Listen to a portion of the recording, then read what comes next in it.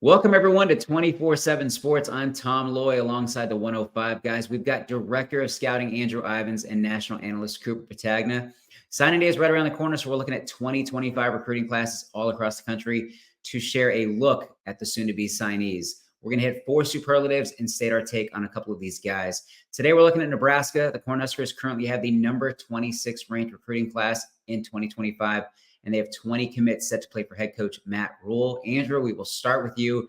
Early draft pick potential. Who's somebody with elite traits now that could see their name called early in the next couple of years? Yeah, kind of a difficult one here, Tom. Not a lot of sizzle at the top of the class, but hey, this is when Matt Rule does his best work. We saw it at Temple, we saw it at Baylor, right? These 3-star prospects with traits turns them into Sunday players. For me, the guy I went to, Malcolm Simpson, he is inside the top 247 defensive lineman out of Texas, under 6'3", 260 pounds. So he's small, but he's compact and he's explosive. One of the only defensive linemen in this class that I've seen do a windmill dunk in a basketball game. So he's got rare bounce for an individual his size, jolts his way into the backfield, kind of wedges through, and then he builds plenty of momentum, athletic enough to run the cleat line. He reminds me a little bit of Zane Durant at Penn State. Similar get off, similar ability to flush out pockets. And you think about Nebraska, what has the strength of the program been in recent years? It's been that defensive line. I think Malcolm Simpson was a huge get for them in the Lone Star State, and I think he's a guy that has what it takes to be potentially a day 2 draft pick at some point down the line. Yeah, I'm going to go with Malcolm Simpson as well. This guy's a pretty interesting case for us. It doesn't happen much. We've seen some exceptions. Was in the top 247. We took him out and then we put him back in, and he's back on the back end. And a lot of that had to do with kind of what was going on off the field. Transferred, gone to a smaller school as a senior, and has done better, right? And I think the biggest thing is that this guy is versatile, as Drew said. You can play him off the edge, you can play him inside. I think the Zane Durant comp, if you know anything about him in Big Ten play at Penn State, makes a lot of sense. And you see the really kind of the basketball background in terms of the lower body explosiveness with the way that he plays. Still has a ways to go just in terms of the technical refinement, but the athlete in terms of what Nebraska, Matt Rule specifically, has been able to do throughout his coaching career, get the most out of these type of guys. This could be a really, really big win for Nebraska. I went with linebacker Christian Jones. This is the kind of kid you want on your team. He shows up in a big way on both sides of the ball. He's a leader, can play a variety of positions. He's a sure tackler, smart. He actually reminds me a lot of Drew Tranquill, played at Notre Dame. He's in the NFL now. Just kind of the way he carries himself on and off the field. I think Christian Jones has a future in the NFL. Day 1 impact, a guy who will see the field early and often. Cooper, who do you got? I'm going to go with Christian Jones as well. He's Mr. Irrelevant right now, ranked 247 out of the top 247 spots. But he's on there because I think one day he's got the opportunity to contribute, potentially even on Sundays, in terms of special teams. And that's kind of really where I see his value early on in his career. A little stiff, a little rigid, can struggle in space at times. But you talk about pulling the trigger, playing sideline to sideline and coming downhill. That's Christian Jones. We got to see him in Florida at the Future 50 a couple years ago. It's an explosive, dynamic kid. And Tom, you brought up the position flexibility on both sides of the ball. I think that lends to him playing on multiple units for Nebraska. Typically, we're talking about guys that can crack 2 deeps. But in this specific case, I can see Christian Jones having a lot of value on multiple special teams units. And I think that's really where he's going to make his hay early.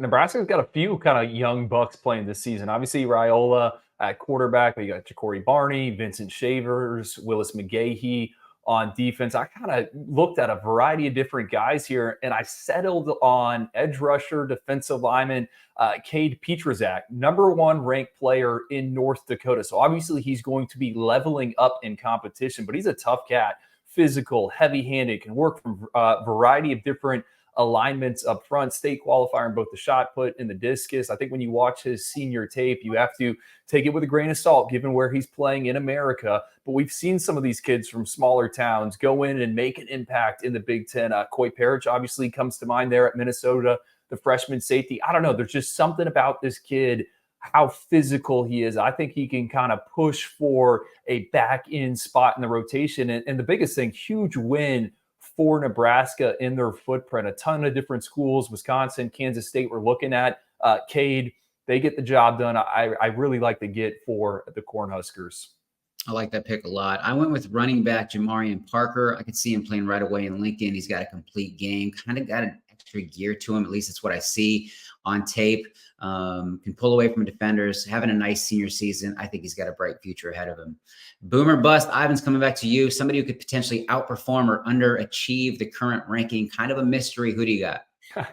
Well, Jeremiah Jones fits this category to a T. Is he a safety? Is he a tight end? Is he a wide receiver? Is he an edge rusher? And Nebraska's going to have to hold on to him. So depending on when you're watching to this, when you're listening to this, Missouri's coming hard for Jermaine Jones, number 4 player in Kentucky. But man, I love the idea of him. He was actually a guy I had on my short list for the Freaks list, just not a ton of verified information. Excellent body control, elite juice, can really roll and capitalize on catch and run situations if he is going to be a tight end. I think that's where Nebraska likes him. So he's one. And then I wrote another one down here because, who knows what happens with Jermaine Jones.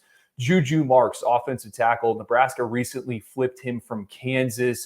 A guy I've actually been around, kind of sized him up, listed at 6'6". I think he's a shade under that. 300 pounds, 4'7" in the short shuttle, initially billed himself as a defensive lineman, and then something clicked in his head. I think he realizes offensive tackles can make a ton of money. So now he views himself as a corner protector, like what he has put on tape as a senior, has some big man twitch. So Juju Marks, another one for me. Yeah, I'm going to go with Sean Hammerbeck. This guy's a pretty intriguing kid out of South Dakota, a two-way player. And a guy that's got a dynamic basketball background, averaged 15 and 10 on the hardwood last year. But when you watch him, you just kind of keep waiting for it. And then you see flashes of what he can be, but you don't walk away from the tape being like, all right, I'm convicted on one side or the other. Is he going to be an offensive tackle? Is he going to be a defensive end? So when we talk about like the Matt Rule kind of school of thought with developmental traits, this is a kid that I'm really kind of eager to see from a rural area, obviously has the athletic clay, but on tape doesn't play a high level of competition. What's the acclimation period going to look like? What's the bell curve going to look like? And how soon can he have an impact? So, if it's 3 to 4 years from now and we see Sean Hammerbeck potentially as a multi-year starter and a guy that's adding value to the team, that's one thing. If we're 3 to 4 years down the line and maybe we don't hear Sean Hammerbeck's name, I wouldn't be surprised either way. So a lot of variance given where we see the player. I went with quarterback TJ Lateef. I'm a big fan. He's clean mechanically, throws a nice ball, got some juice on his throws, and he's having a very good senior season, but he's just a 3-star. I could see him absolutely outperforming that, but he's got to take that next step, got to take that next level in his game if he really wants to achieve that level. So that's kind of why I'm a little on the fence. Diamond in the rough, Cooper, will go to you, a 3-star prospect who could potentially see their name called in the next couple of years. Who do you got? Well, I'm going to echo what Drew said here on Jeremiah Jones. I mean, just a big joker of an athlete, and you watch him, 6'4", 200 pounds, and Drew said it, not a lot of information, but you turn on the tape and you're like, oh, okay, there's something here. I mean, this is the highest grade that you can have on a player, really why flying blind in the process of supplementary data points. And watching him again today, I'm thinking that, all right, the true projection, if I had to guess right now, it's probably going to be at the edge spot. And that's why I think you're seeing some of these other teams kind of push for him down the line. But the combination of length, suddenness, athleticism as a pass rusher, when you start to get that in your head as the idea of the player and where this guy can go, you get really, really excited about him. So Jeremiah Jones, probably one of the more intriguing, polarizing prospects here that we've seen or talked about in the last couple of days doing these breakdowns. So I think if you're Nebraska, regardless of where you see him, like Andrew said, you got to find a way to hang on.